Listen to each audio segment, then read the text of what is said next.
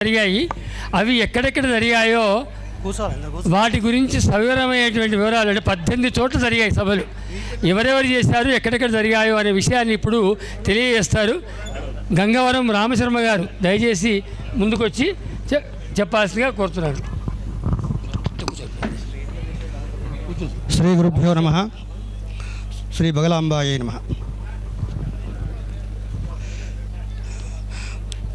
బ్రహ్మశ్రీ బ్రహ్మలీన శాస్త్రుల విశ్వనాథ శాస్త్రి గురువర్యుల యొక్క శత జయంతి సభలు గత పాల్గొన మాసం నుండి ఇప్పటి వరకు కూడా చాలా బ్రహ్మాండంగా విద్యార్థులు ఎక్కడెక్కడైతే ఉంటున్నారో, నివసిస్తున్నారో వాళ్ళ ప్రాంతాల్లో అందరూ కూడా సభక్తికంగా శ్రద్ధగా శాస్త్రి గారి యొక్క శత జయంతి కార్యక్రమాలను నెలకొక చోట జరుపుకోవడం జరిగింది.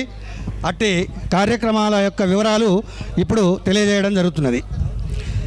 మొట్టమొదటిసారిగా పాల్గొన శుద్ధ పంచమి రోజున శాస్త్రి గారి యొక్క జన్మదినం రోజున ఈ బగలాముఖి క్షేత్రంలోనే వారి యొక్క జన్మస్థలమైనటువంటి శివంపేటలో బగలాముఖి క్షేత్రంలో చాలా పెద్ద ఎత్తున శాస్త్రుల దేవదత్త శర్మ, శాస్త్రుల వెంకటేశ్వర శర్మ, శాస్త్రుల వామన శర్మల యొక్క ఆధ్వర్యంలో వాళ్ళ యొక్క నిర్వహణలో చక్కగా సభ జరిగింది. ఆ సందర్భంగా అనేక ప్రాంతాల నుంచి వేద పండితులు, శాస్త్ర పండితులు ఇచ్చేసి శాస్త్రి గారి యొక్క చరణ పూజ, వారి యొక్క స్మరణ పూర్వకమైనటువంటి సభా కార్యక్రమాలు చాలా బ్రహ్మాండంగా నిర్వహించుకోవడం జరిగింది. తర్వాత రెండవది మా వేద గురువులైనటువంటి పూజ్య బ్రహ్మశ్రీ బ్రహ్మలీన శ్రీ మాడుగుల మాణిక్య సోమయాజి గారు, బ్రహ్మానంద స్వామి వారి యొక్క మనస్సంకల్పమైనటువంటి కాశీలో బ్రహ్మస్వభవనం అనేటువంటి ఒక ప్రదేశంలో చక్కగా వారు నిర్మించినటువంటి బ్రాహ్మణులకు, తర్వాత సన్యాసులకు, యతీశ్వరులకు ఉపయుక్తకరమైనటువంటి నిర్మాణం అయితే జరిగిందో బ్రహ్మస్వభవనం అని, ఆ బ్రహ్మస్వభవనంలో మరి దర్శనం వెంకన్న గారు, కాసుల చంద్రశేఖర శర్మ గారు, లగ్డారం చంద్రమౌళి శర్మ గారు, అల్యాబాద్ రామ్మోహన్ శర్మ గారు, కాసుల రాధాకృష్ణ శర్మ గారు, ఇలా వీళ్ళందరి యొక్క నిర్వహణలో చక్కగా బ్రహ్మాండంగా కాశీలో రెండవ సభ జరిగింది. అలాగే మూడవ సభ నిజామాబాద్లోని లలితాదేవి ఆశ్రమాలయం నందు బ్రహ్మశ్రీ వేలేటి సుధాకర్ శర్మ గారు స్థాపించినటువంటి లలితాదేవి ఆశ్రమాలయం, శృంగేరి పీఠం, శృంగేరి మఠం నిజామాబాద్లో వేలేటి పశుపతి శర్మ, గంగవరం రామశర్మ, పార్వేళ శ్రీధర శర్మ ఈ శిష్యుల యొక్క నిర్వహణలో చక్కగా మూడవ సభ జరుపుకోవడం జరిగింది. అలాగే నాలుగవ సభ మరి శ్రీ బంగారయ్య శర్మ గారు గోశాలలో జరుపుకున్నటువంటి హైదరాబాద్లో చక్కగా వారు కూడా శాస్త్రి గారి యొక్క స్మరణపూర్వకంగా ఈ సభను జరిపినారు. ఆ సభలో కూడా శిష్యులంతా కూడా పాల్గొని చక్కగా ఆ సభా కార్యక్రమాన్ని నిర్వహించుకోవడం జరిగింది.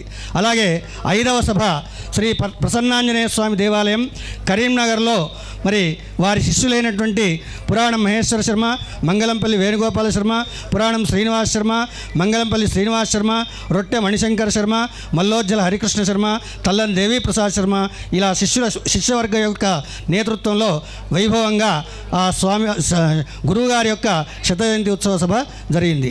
అలాగే ఆరవ సభ శ్రీ నారసింహి గురుస్థానము చుంచనకోట భువనేశ్వరి మాతా సన్నిధానంలో శాస్త్రి గారి శిష్యులైనటువంటి లలితావతి శర్మ గారి నిర్వహణలో వారి యొక్క కుటుంబ సభ్యుల సహకారంతో చక్కగా ఆరవ సభ జరిగింది.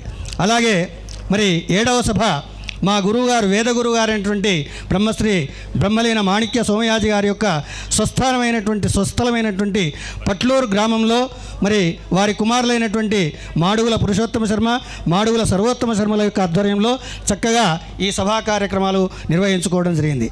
అలాగే ఎనిమిదవ సభ శ్రీ సీతారామాశ్రమం మాసాయిపేట. అయితే ఈ మాసాయిపేట కాసుల రామచంద్రమూర్తి గారికి శిష్యుడి యొక్క అది లేకున్నప్పటికీ వారు కూడా శాస్త్రి గారి ఉండేటువంటి గౌరవం చేత, అభిమానం చేత, ప్రేమ చేత వారు కూడా చక్కగా సీతారామాశ్రమంలో చాలా బ్రహ్మాండంగా నిర్వహించుకోవడం జరిగింది. ఆ సందర్భంగా లలితామతి శర్మ గారి యొక్క సంగీత విభావరి, అలాగే ఒక ప్రఖ్యాతమైనటువంటి ఒక హరికథా కాలక్షేపం కూడా అక్కడ జరుపుకోవడం జరిగింది. అలాగే 9వ సభ శ్రీ లక్ష్మీ హయగ్రీవాశ్రమము యాదగిరిగుట్ట నరసింహస్వామి క్షేత్రంలో శ్రీ గౌరీభట్ల సత్యనారాయణ శర్మ, అంటే వీరు కూడా శాస్త్రి గారి శిష్యులే, వారి యొక్క నేతృత్వంలో మరి విద్యార్థి బృందం అంతా కూడా కలిసి చక్కగా అక్కడ 9వ సభను నిర్వహించుకోవడం జరిగింది. అలాగే 10వ సభగా గణేష్ మందిరం బోయిన్పల్లి, మరి మా వేద పాఠశాలలో శాస్త్రి గారి యొక్క మొదటి శిష్యులైనటువంటి బ్రహ్మశ్రీ ధారూర్ పురుషోత్తమ శర్మ గారి యొక్క నేతృత్వంలో వారి కుటుంబ సభ్యులు వారి యొక్క బంధుమిత్ర సహకారంతో చాలా చక్కగా నిర్వహించుకోవడం జరిగింది. అలాగే 11వ సభ శ్రీ సంకష్టార గణపతి క్షేత్రము, మరి కామారెడ్డిలో దక్షిణ ప్రాంతమైనటువంటి కాణిపాక గణపతిగా ప్రసిద్ధి చెందినటువంటి సంకష్టార గణపతి క్షేత్రంలో గంగవరం ఆంజనేయ శర్మ, శాస్త్రి గారి శిష్యులైనటువంటి గంగవరం ఆంజనేయ శర్మ గారి నేతృత్వంలో మరి విద్యార్థులంతా కలిసి చాలా చక్కగా అక్కడ కార్యక్రమాన్ని నిర్వహించుకోవడం జరిగింది. అలాగే 12వ సభగా మరి శ్రీ దత్త నిర్మలాశ్రమాలయం నిజామాబాద్లో శ్రీ తోకల సాంబయ్య శాస్త్రి గారు, తోకల శ్రీకాంత్ శర్మ గారి యొక్క నేతృత్వంలో వారు ఎంతో అభిమానంతో గౌరవంతో శాస్త్రి గారి యందు ఉండేటువంటి గౌరవంతో చాలా బ్రహ్మాండంగా అక్కడ కార్యక్రమాన్ని నిర్వహించుకోవడం జరిగింది. అలాగే 13వ సభగా శ్రీ నాగేంద్ర స్వామి దేవాలయము వరంగల్లో బ్రహ్మశ్రీ పాలకుర్తి నరసింహమూర్తి గారు, వీరు మా పాఠశాలలో చాలా సీనియర్ విద్యార్థి, వారు తర్వాత జాగర్లమూడి శ్రీరామ శర్మ, ఎల్లంభట్ల నాగరాజ శర్మ, ఎల్లంభట్ల రమేష్ శర్మల యొక్క ఆధ్వర్యంలో మరి శిష్య బృందం అంతా కలిసి చాలా బ్రహ్మాండంగా కార్యక్రమాన్ని నిర్వహించుకోవడం జరిగింది. అలాగే 14వ సభగా శ్రీ పాండురంగాశ్రమము మర్కూక్లో శ్రీ రసరాజ శర్మ గారి యొక్క నేతృత్వంలో వారి భక్త బృందం యొక్క ఆధ్వర్యంలో చక్కగా ఈ కార్యక్రమాన్ని నిర్వహించుకోవడం జరిగింది. మరి వారు శిష్యులు కానప్పటికీ కూడా శిష్యవర్గాన్ని అంతా కూడా సమాయత్తపరిచి వారు చాలా బ్రహ్మాండంగా పెద్ద ఎత్తున అక్కడ కార్యక్రమాన్ని నిర్వహించుకోవడం జరిగింది.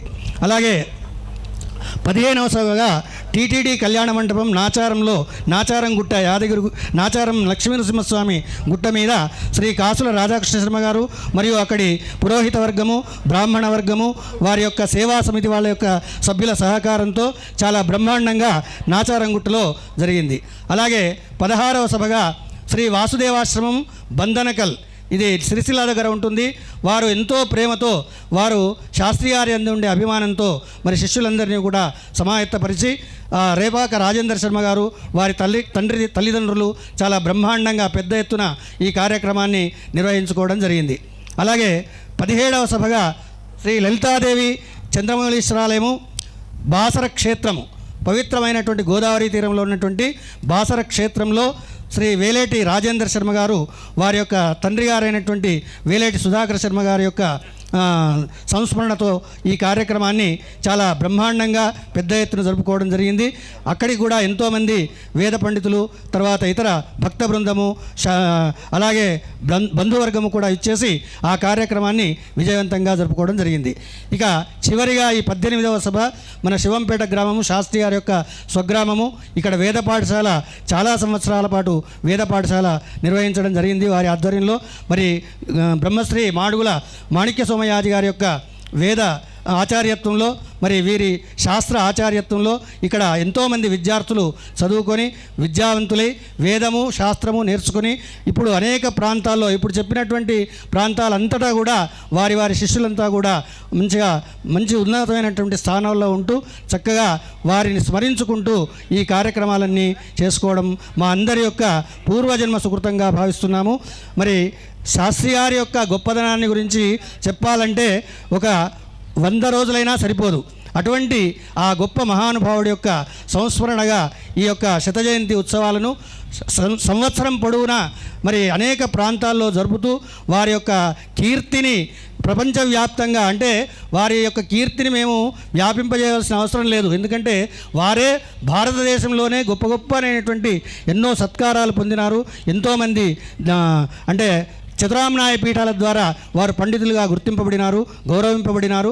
అటువంటి చాలా గొప్పనైనటువంటి మా శాస్త్రి గారి సంస్మరణ గురించి ఈ విధంగా మేము 18 సభలు జరుపుకోవడము, వారిని స్మరించుకోవడము తర్వాత మళ్ళీ ప్రతి సంవత్సరము కూడా వారి యొక్క జయంతి సభను జరుపుకోవాలనేటువంటి నిర్ణయాన్ని తీసుకోవడము మా విద్యార్థి బృందానికి అంతా కూడా చాలా సంతోషదాయకము, మా పూర్వజన్మ సుకృతంగా భావిస్తూ ఇలాంటి చక్కని ఒక మంచి వాతావరణాన్ని మాకు కల్పించినటువంటి గురుదేవులకు, గురుచరణాల విందాలకు సభక్తిపూర్వకంగా నమస్కారం చేస్తూ ముగిస్తున్నాను. గురుదేవ భగవానికి జై. జగదంబాయి నమః.